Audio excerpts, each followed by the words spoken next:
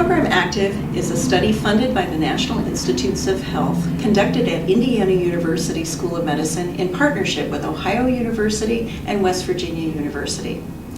The purpose of the study was to conduct a comparative effectiveness trial of two forms of treatment of depression, counseling and exercise, to compare these forms individually and together against usual care to see which forms of treatment were most effective in treating both depression and blood sugar control, otherwise known as A1C. Over the past 20 to 30 years, we have learned that depression tends to go hand in hand with diabetes.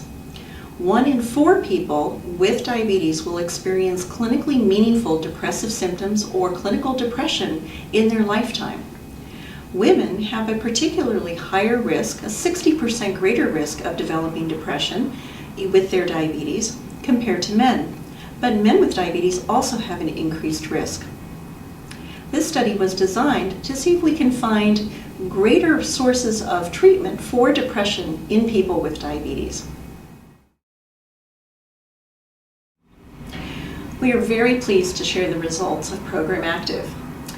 We had 2 primary aims in the study. First, to evaluate whether the intervention groups, counseling alone, which was 10 sessions with a community-based therapist, mental health professional, or exercise, 12 weeks of community-based exercise in conjunction with 6 classes from a personal trainer, or the combination of counseling and exercise could improve depression outcomes.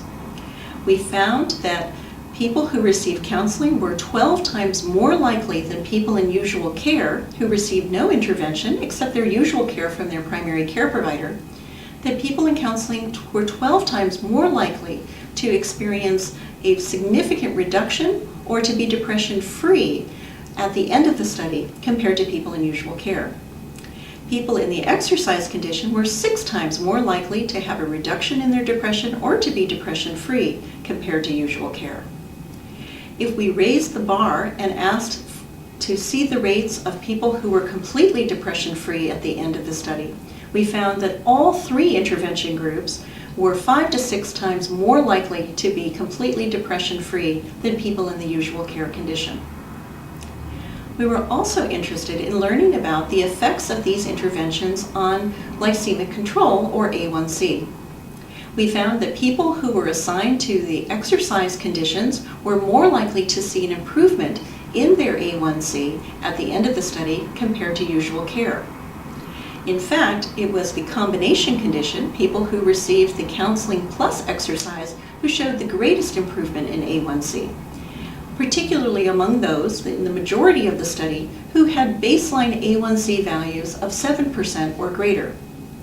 People in the combination condition had a 0.7% improvement in their A1C, which is clinically meaningful and it helps to be protective against diabetes complications.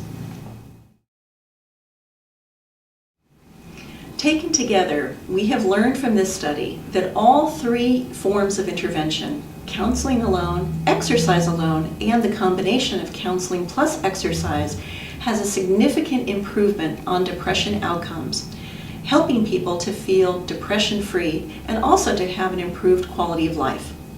We've also learned that exercise can be helpful not only in improving depression, but can help to improve A1C, particularly when that's combined with counseling.